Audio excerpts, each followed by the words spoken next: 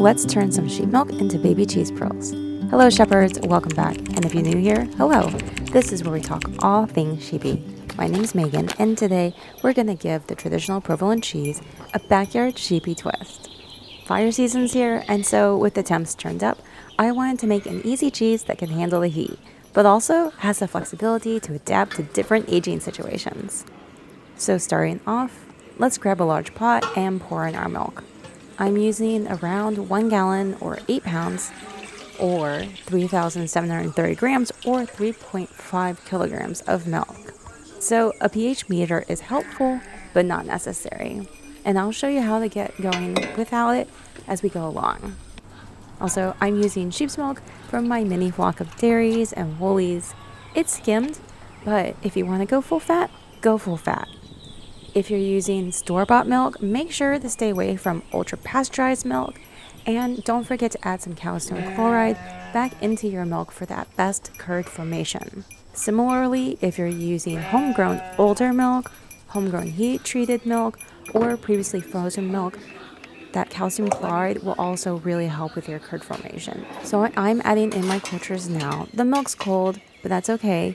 I'm adding in a cube of buttermilk culture, as well as some thermophilic starter culture powder. About 2/16 of a teaspoon or 0.36 grams. Normally when I make this cheese, I just toss in my favorite cultures willy-nilly, but for you, I'm measuring them. Also, if your cultures are old or weak, it will affect your stretch later on, since we're really leaning in on our cultures to do the work to acidify our milk, giving it that classic cheese pull or stretch. So if you have it, let's add in our lipase powder diluted in some water. I'm using 0.36 grams or 1/16 of a teaspoon of lipase dissolved in 1/4 of a cup or 50 grams of water. Some folks prefer to skip the lipase, and that's okay. I like the flavor it adds to the older cheeses, but we can make a good provolone without it too. Okay, so now that we have everything in, let's go ahead and stir in really well. And then pop our pan on the stove and heat our milk to around 90 degrees Fahrenheit or 32 degrees Celsius. I'm using a heavier bottom pan, but even so, I find it really good to get that heat well circulated throughout the milk. So I'm stirring often. Then once we reach our target temperature of about 90 degrees Fahrenheit or 32 degrees Celsius, we want to add in our rennet diluted in non-chlorinated water. I'm using a commonly available single strength rennet, 1/8 of a teaspoon or 0.4 grams. But if you're using a different type of rennet, make sure to follow the manufacturer's recommendations or instructions. We want to stir in our rennet for about 30 seconds to 1 minute, and we want to mix it in so well that our curds will form evenly. So stirring up and down, in and around. I like to stir chaotically so it gets every part of our milk. Then let's cover our pot and rest it somewhere warm, which shouldn't be really that hard to find, especially in this heat wave. Okay, it's been about 20 minutes, so let's go ahead and cut and see if I can show you what a softer curd looks like. So I'm slicing in gently and then sliding a knife under and lifting up. You can see how our curds are starting to set, but I really want a firmer curd, so I'm going to give it 10 more minutes to set some more. And then let's repeat, cut, and lift. You can see how it's a little bit firmer, and if you look at the whey, it's almost a clear yellow. This is what I'm looking for. If you look at the edges, they're nice and straight and they're not ragged. It also doesn't have any rubbery texture to it. This is what I'm looking for the best cheese yield and cheese texture. Now for the most satisfying part. Let's cut our curds. So I'm reaching my knife from the top of the curd line all the way to the bottom of the pot. I want to cut it in about 1/2 inch or 2 centimeter columns. I really love how our curds really lock in and retain their shape even when cut. So let's go ahead and cover these and then rest them for about 5 minutes to allow our curds to heal their cuts. Next, we're going to cut crosswise in a similar pattern to just get about the shape of a curd cube. I usually miss some bits here or there, and that's okay. As we stir our curds later on, we'll catch them and then cut them to the size we want. I like to let them heal a little more at this point as well. If you don't want to do it, you can skip this step. This helps our curds retain a little bit more of that good stuff that makes for a larger cheese yield.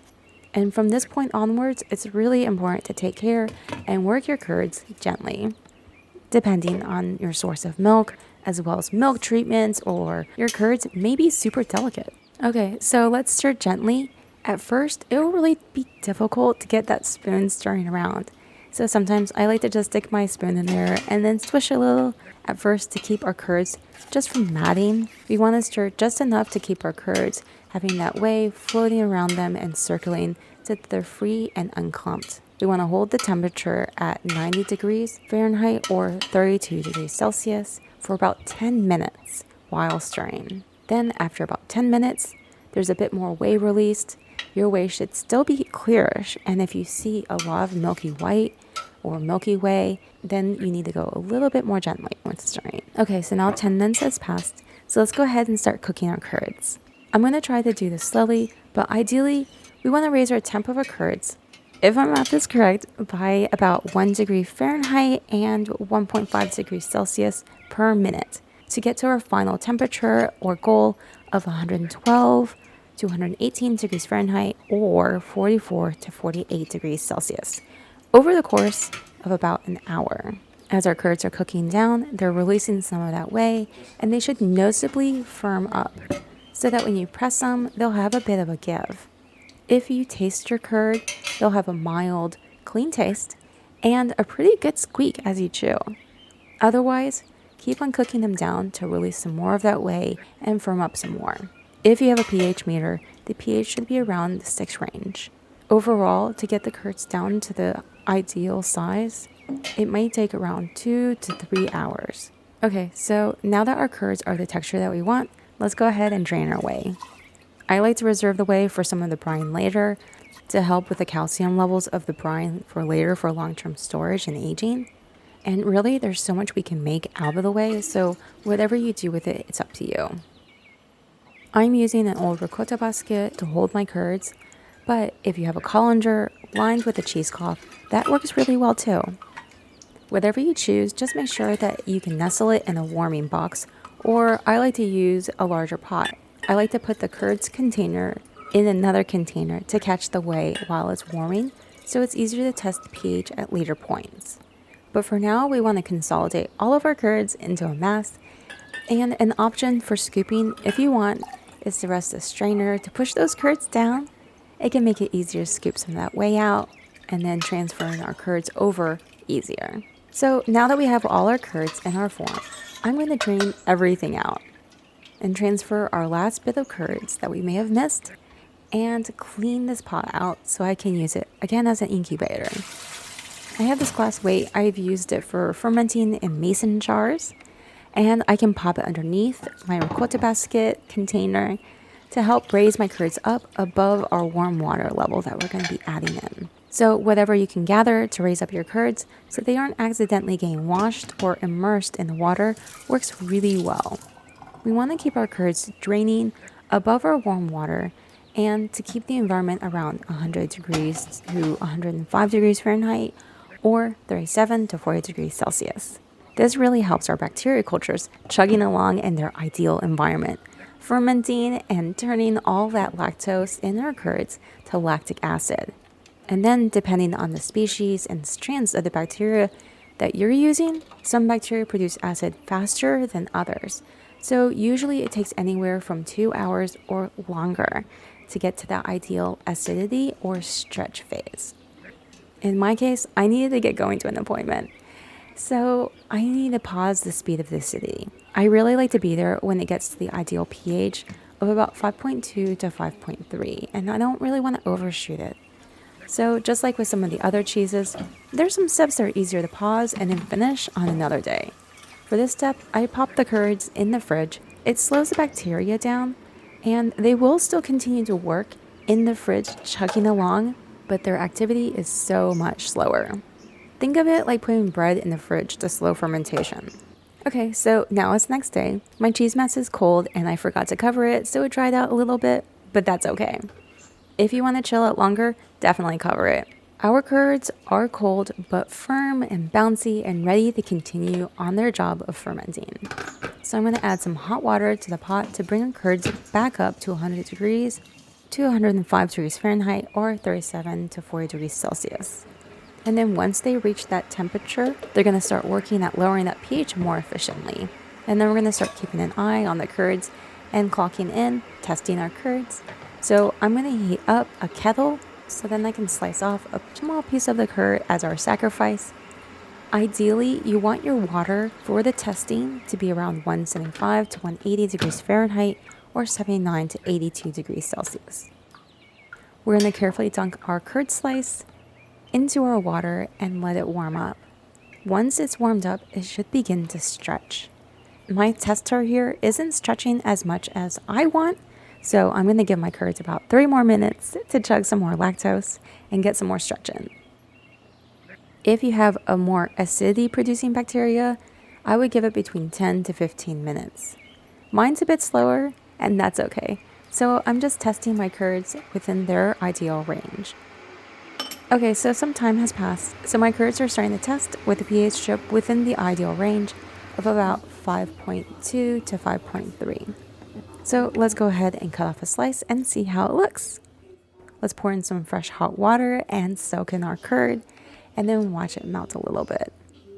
We're getting a little bit bigger of a stretch, so let's go ahead and start prepping our area to get ready to get working.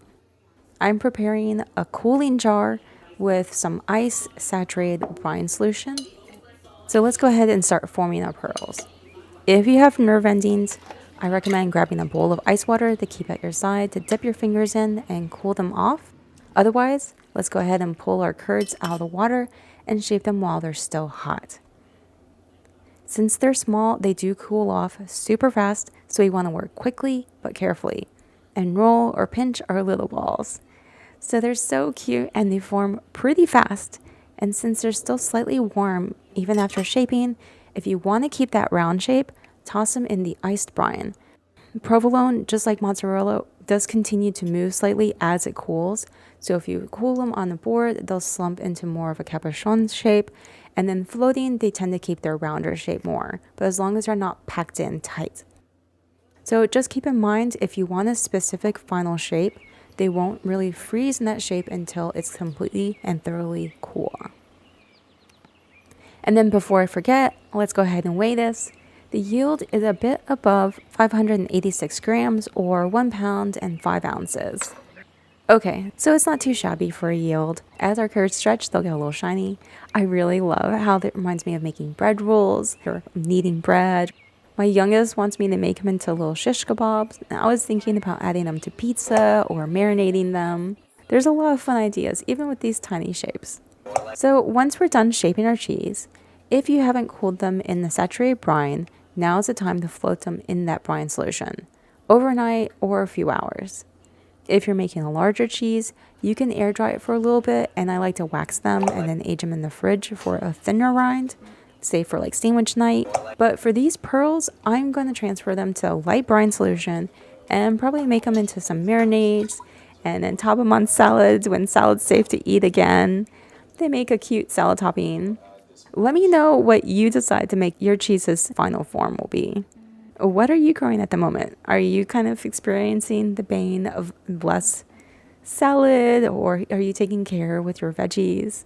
Oh, and then also if you decide to go for just one giant pearl, which is perfectly fine too, and you want to naturally age it, an aging temperature, if you want to do air dry, ideally is between 52 to 58 degrees Fahrenheit or 11 to 14 degrees Celsius at around 80 to 85% humidity. These are smaller cheeses. It's going to be really tricky to air dry them. They will be prone to cracking, which still will be fine. They would probably be better as a soup at that point if they're too dry, because they tend to get really hard. With the smaller cheeses, they'll age faster and can ripen sooner, but ideally anywhere between 4 to 9 months for the stronger flavor. They can be aged even longer if you want. The sky's the limit. So if you've made it this far, an extra special thank you. I appreciate you. And if you found this video helpful, please give me a thumbs up. Don't forget to subscribe and hit that bell icon so you never miss a sheepy take. Thank you so much for watching, and I'll see you in the next one. Ta-tas.